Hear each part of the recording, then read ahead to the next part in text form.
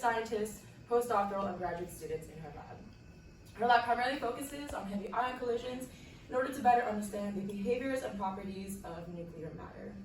And one project that she is a collaborator for is the Electron Ion Collider, or the EIC. And within the EIC is EPIC, or the Electron Proton Ion Collider, which is a detector. And this is where I spent the majority of my attention this past summer, more specifically with the LFH-Cal, or the Longitudinal Forward Hadron Calorimeter. When an electron collides with the proton or heavy ion in the center of EPIC, particles are dispersed outwards, which then are detected by tiles specifically engineered to emit light or scintillate upon contact with these particles. In the center of every tile is a dimple, which then redirects any light towards a SIPM, or a silicon photon multiplier.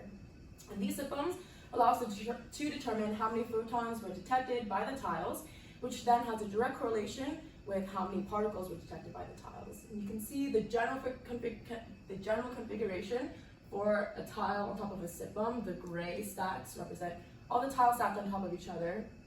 And then in the LFH-Cal, there's going to be many stacks of these.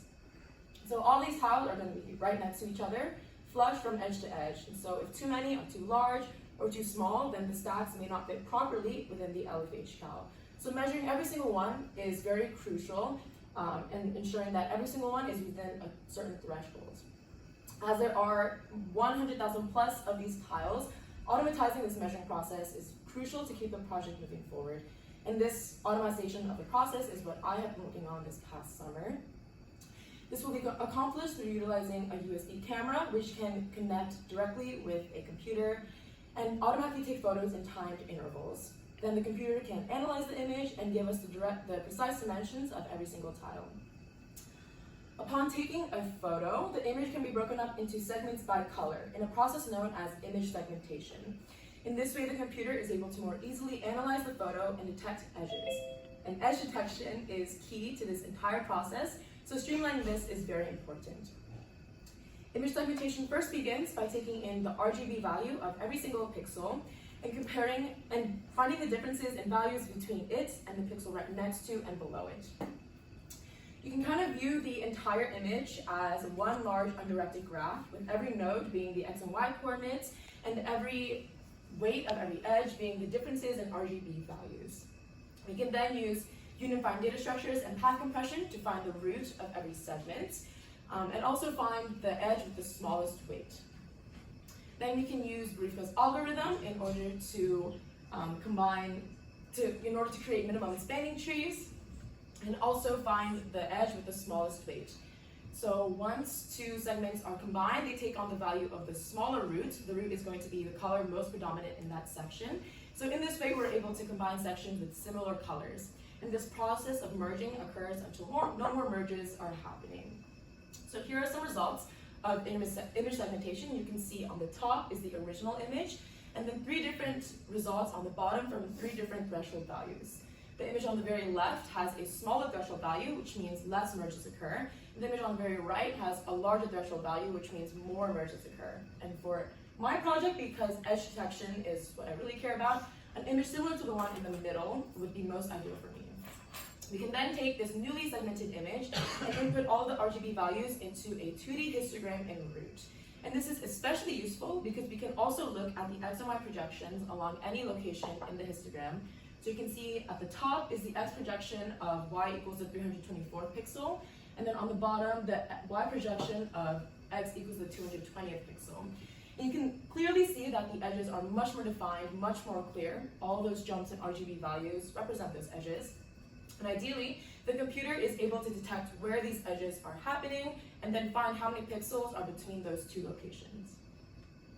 This is great, we're almost ready to start measuring, but there's one more thing that we have to take into account, and that is the fact that with so many moving parts and so many tiles that have to be measured, not all of them are going to be perfectly straight and aligned, which is why we have to include an aspect of rotation.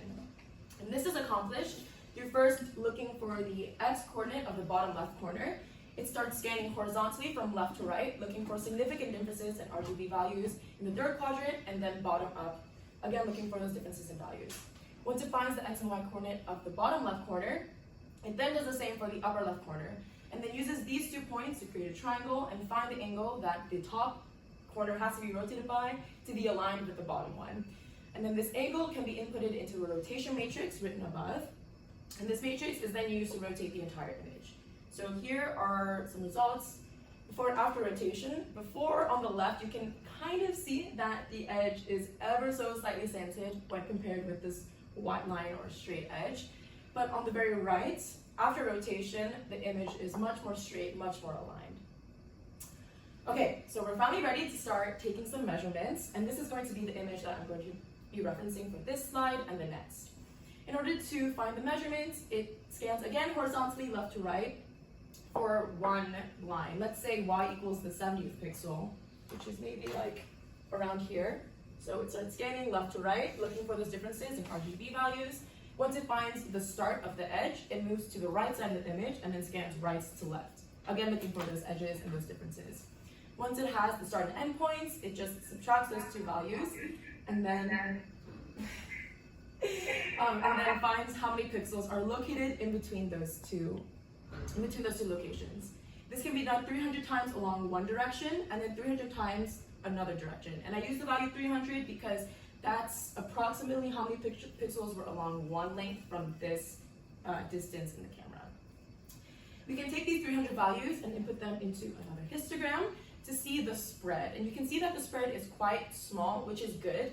In a very ideal situation, it would just be one value that is consistently being recorded because ideally the tile is a perfect square. So we can see that the previous image had a dimension of 370.5 pixels by 397.769 pixels. And we can convert these pixel measurements to units that we're more familiar with. I took a photo of a caliber from the same distance and found that for this image, there were approximately 20 pixels in a 1/10 of an inch. So we can take this information and convert the pixel dimensions to inches and centimeters, about 1.85 by approximately 2. And this is quite similar to the actual dimensions of the tile. I took a caliber and manually found the dimensions of the tile, which is written to the right, 1.879 inches by 1.999. And the differences in the measurements between manually using caliber and the dimensions found through the code is written at the bottom there. Both are less than 30 mil, which is good. Now my project is not quite yet close to being completed. Over the next few steps, I'm going to be creating an automated process that will pick up a tile, move it to a location that a camera can take a photo of it with, and then move the tile out of the way before picking up another tile, taking a photo, etc. And then simultaneously, the computer should be analyzing the image and finding the dimensions. This will be completed through utilization of a translation stage, which Lily will be talking about next, and also a solenoid valve and Venturi pump. And some of these parts were able to come in this week, so we were able to play around with them for a little bit. The green tubing allows compressed air to flow through, which first goes through the Venturi pump. That's the orange-gray contraption you see there. And through the design of the Venturi pump, when air is forced through, a vacuum is created in the bottom port, which in our case is connected to another pipe and has a tiny, tiny, tiny suction cup that you can't see in the video, but you can kind of see in the image here. And so when the vacuum is created, it's able to pick up anything that the suction cup is touching. In our case, it's going to be a tile within a Ziploc bag to kind of keep it safe. But it's picking up the tile, and then we can use the translation stage to move it wherever we wish. So ideally, by the end of a few weeks, we're going to have that process where it picks it up, takes a photo, and cycles through. After that, we only have to connect that with all of the software I've been working on this past summer, and the process, the automation for measuring these tiles will be complete. I would remind everyone that if you're very, very interested, I am more than happy to show you all of this in action in the lab. I'm sure you can come find me, and I will be more than happy to show you. But yeah, that concludes my presentation today. Thank you guys for your time.